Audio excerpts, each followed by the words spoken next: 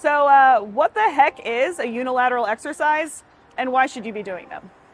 Something like a goblet squat is bilateral. I'm using both legs to do this. Single leg deadlift, unilateral. I'm only using one.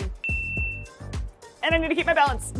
All right, first reason that we should be doing unilateral exercises is that if you're only ever working on both legs at once, you might be masking a mobility issue, right?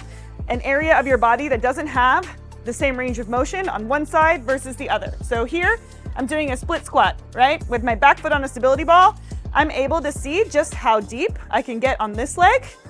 And when I switch legs, I'll be able to compare the two. The second reason you need to be focusing on unilateral movements as well is because if you're doing things on both sides always, you could be hiding an inactive muscle, right? If there's one side where the working muscle group is not really activating in the way that it should, that can cause your other muscles to compensate in a way that could lead to injury down the road.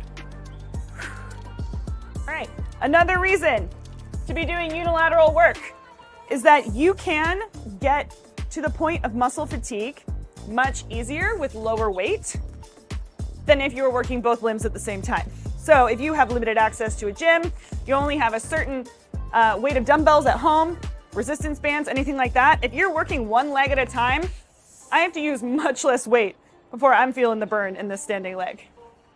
One of the last reasons why you're going to want to work one side at a time, right?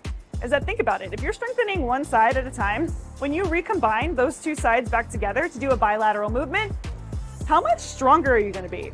How much more power will you have now that each one is individually strong and they get to come together to work as a team?